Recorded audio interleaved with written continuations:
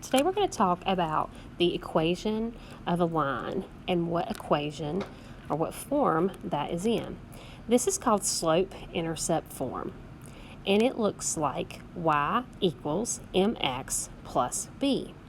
So when we think about what m is, this represents the slope. We know that is rate of rise of a run, the rate of change. We can almost think about that as like how the k was in our constant proportionality, but in this situation, we're not necessarily starting at the origin. So a slope is always the vertical change of the horizontal things that we've been working on. The y and the x are any point that lay on that line, and the b is where it intersects the y-axis. We learned about that last week as the vertical intercept. We think about this as the y-intercept. Now, the y-intercept, or vertical intercept, as we've talked about already, is on the x and y axis. When we have, this is our y, this is our x. If we have a line, let's say, it is where it intersects on the y-axis. We write those as a coordinate pair where x is always 0, and then whatever it's intersecting, whatever number, is written in the spot for the y. It could be a fraction, it could be a whole number, it could be a negative number. So this is the form. So the first thing we need to be able to do is spot them and be able to pick out in an equation what is the slope and what is the y-intercept. So in this one here, we think about what is ever beside the x in this form. Y equals, think about this as being the m, x plus, and this is the b. We want to find the slope. So if I ask you what the slope is for this one, we know that slope is right beside the x, so the slope is 3. Think about this as 3 over 1, same thing. The y-intercept is at 2, and we would write that as 0, 2. Now sometimes they might try to confuse you and write it as y equals 2 plus 3x. The slope is always beside the x, and then the constant, or the number that has no variable beside it, is your y-intercept. So it's still the same concept. All right, let's look at b. Find the slope. So slope is always called m, and it's always beside your x, and in this case, it's negative 1/3. And then our y-intercept, or our little b, is 3/2, and we'll put that in a coordinate. X is always 0 at the y-intercept, and it's 3/2. Notice this could be changed to 1 1/2.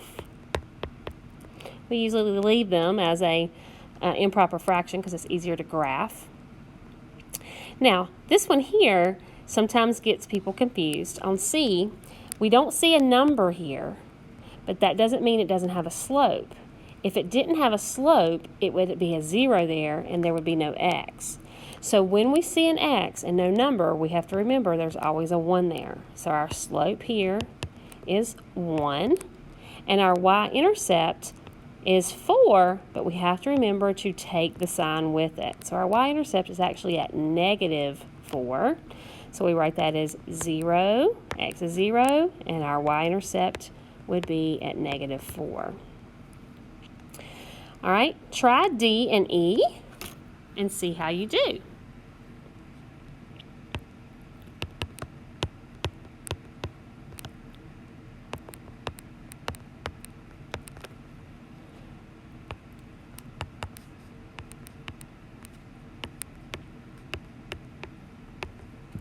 All right, how did you do? Hopefully you're starting to get the hang of this. Now let's move on to creating an equation when giving slope and the y-intercept.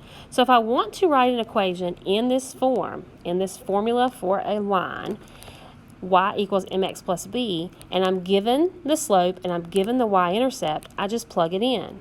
My y stays y because y and x could be any point on the line, and I'm creating a formula for a certain line.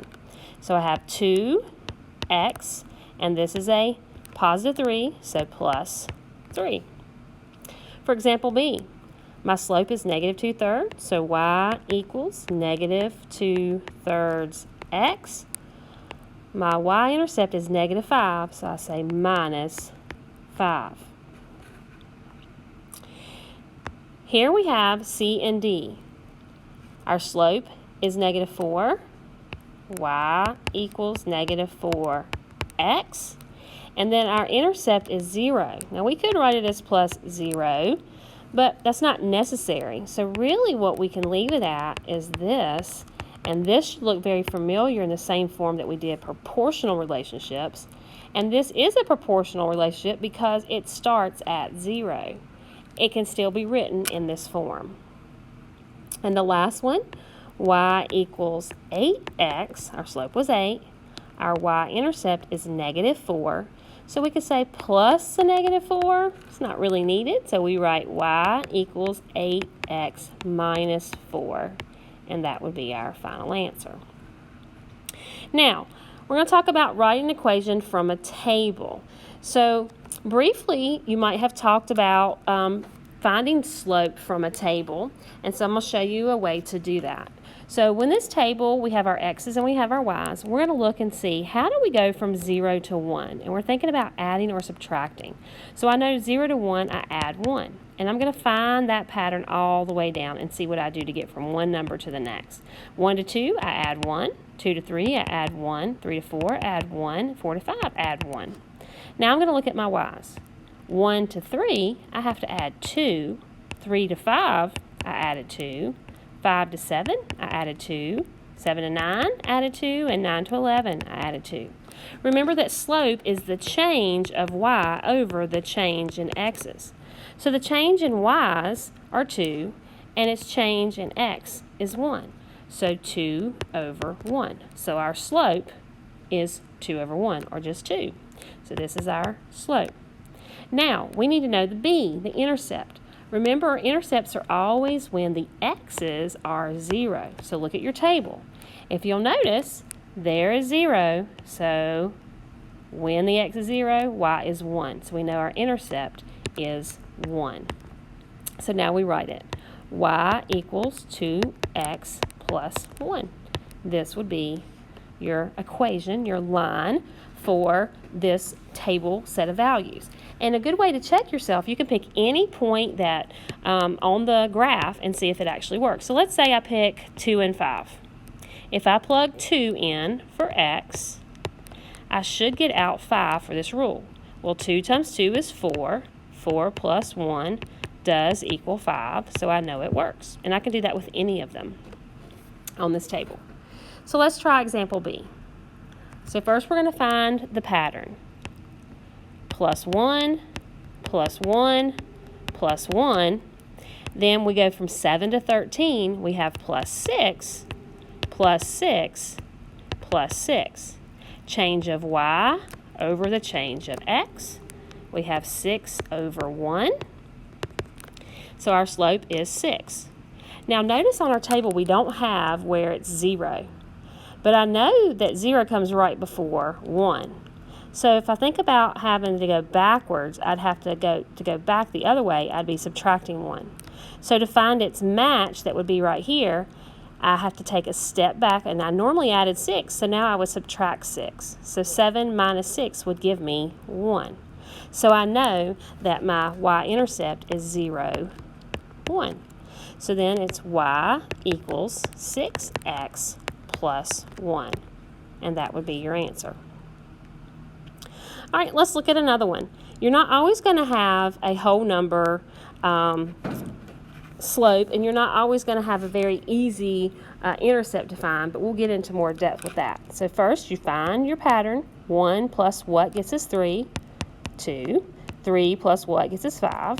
Plus 2. And 5 plus what gets us 9? Oh, plus 4. So we're seeing something different here. 3 plus 6, or 3 plus what gets us 6, so plus 3. 6 plus what gets us 9, plus 3. And 9 plus what gets us 15? Well, that's plus 6. So notice these look different. But if we take our change in y over our change in x, we get 3 over 2. These were different, so let's see if they're really the same, because they might have skipped some numbers here. Change of y over change of x. Are these equivalent? Well, if I think about dividing by 2 to make an equivalent fraction, I get 3 halves. These are exactly the same thing. So our slope is 3/2. They just skipped some values in our table. Now, notice we don't see a 0 at all, and if we go back 2 back, we're actually at a -1. So this is where it gets a little bit more complex. So this one's a little bit of a challenge problem. So we're going to take y equals mx plus b, and we're going to plug in our m.